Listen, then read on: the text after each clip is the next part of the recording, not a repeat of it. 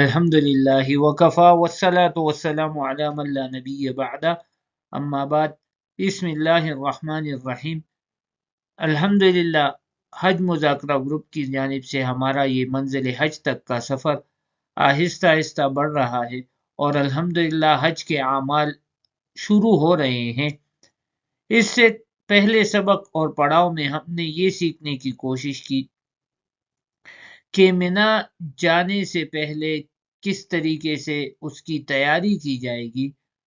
آج کا سبق بھی تقریباً اسی سے جڑا ہوا ہے، کچھ تیاری کے بارے میں اور کچھ منا کے اعمال کے بارے میں۔ تو سب سے پہلے ایک اہم مسئلے کی طرف آپ کی توجہ دلانا ضروری ہے کہ بعض ہماری بہنیں اور ہماری مستورات ان کو یہ پریشانی لاحق ہو جاتی ہے کہ 8 ذی الحجہ کو مکہ مکرمہ سے روانگی سے پہلے وہ اپنے قدرتی پیریڈ میں داخل ہو جاتی ہیں۔ اب وہ اگر حج کا احرام باندھنا چاہیں تو انہیں کیا کرنا ہوگا؟ تو یہ بات ذہن میں رہے کہ بالکل ان کو کوئی پریشان ہونے کی ضرورت نہیں۔ اسی حالت میں وہ غسل کر لے۔ یہ غسل اصل میں صفائی کا ہے، پاکی کا نہیں ہے۔ اسی حالت میں وہ غسل کرے، حج کی دل سے اور زبان سے نیت کر لے اور ایک مرتبہ تلبیہ پڑھ لے، کیونکہ حج کے عموماً ارکان جتنے بھی ہیں وہ حالت حیض میں بھی ادا کیے جا سکتے ہیں۔ مثلا مینا کا قیام ہے، عرفات کا قیام ہے، مزدلفہ کا قیام ہے، شیاطین کو کنکر مارنے ہیں، تو قربانی کرنی ہے۔ یہ سارے افعال یہ حالت حیض میں بھی ادا کیے جا سکتے ہیں۔ صرف اور صرف حج کا آخری فرض طواف زیارت، اس کے لیے پاکی کی شرط ہے، تو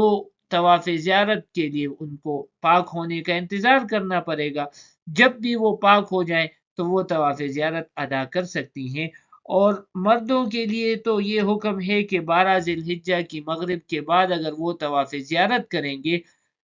تو ان کے اوپر دم آئے گا، لیکن خواتین کے اوپر کوئی دم واجب نہیں ہوگا، اور اس تاخیر کی وجہ سے ان کے اوپر کوئی جرمانہ بھی نہیں آئے گا۔ اور اس کے ساتھ ساتھ ہمارے ذہن میں یہ ہونا چاہیے کہ منا میں جب ہم 8 ذی الحجہ کو ہمارا قیام ہوگا تو وہاں پر 5 نمازیں ادا کرنا اپنی اوقات میں یہ سنت موقدہ ہے، یعنی 8 ذی الحجہ کی ظہر، عصر، مغرب، عشاء اور 9 ذی الحجہ کی فجر کی نماز یہ منا میں ادا کرنا سنت موقدہ ہے۔ تو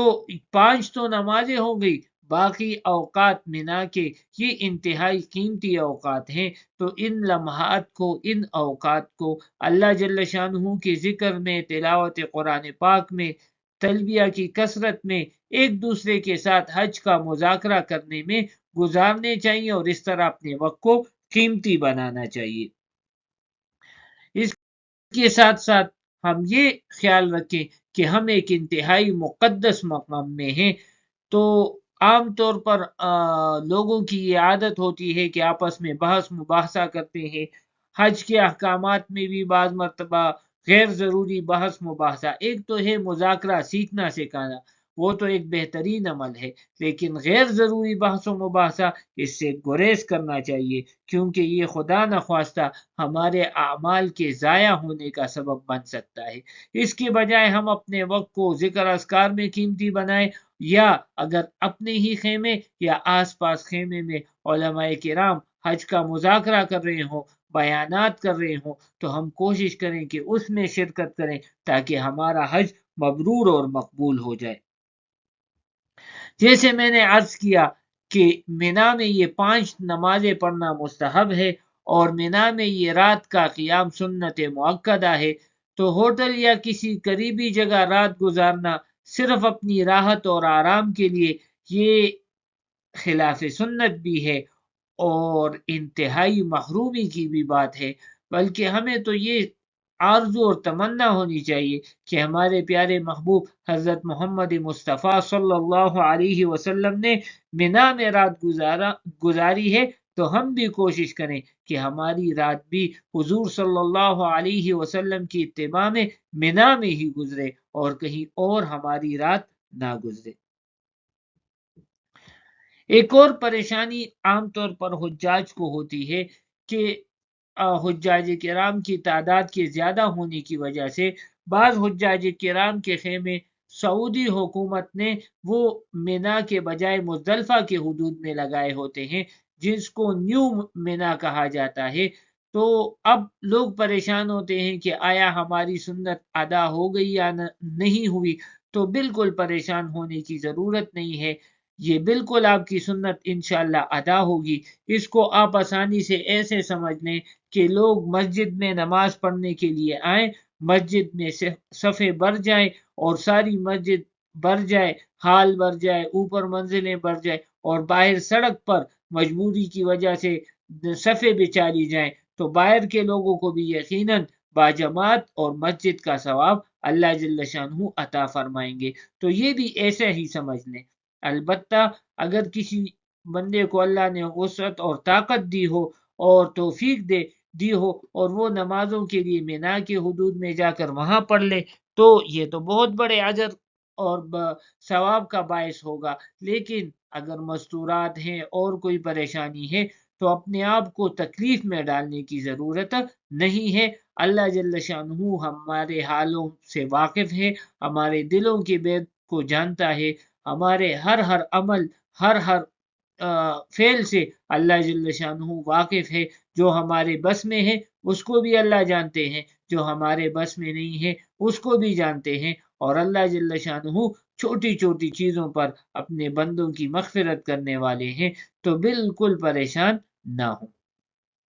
اس کے ساتھ ساتھ مینا کے قیام کے دوران ایک دوسرا عمل بھی شروع ہو جاتا ہے جو بہت اہم عمل ہے، یعنی 9 ذی الحجہ کی فجر سے 13 ذی الحجہ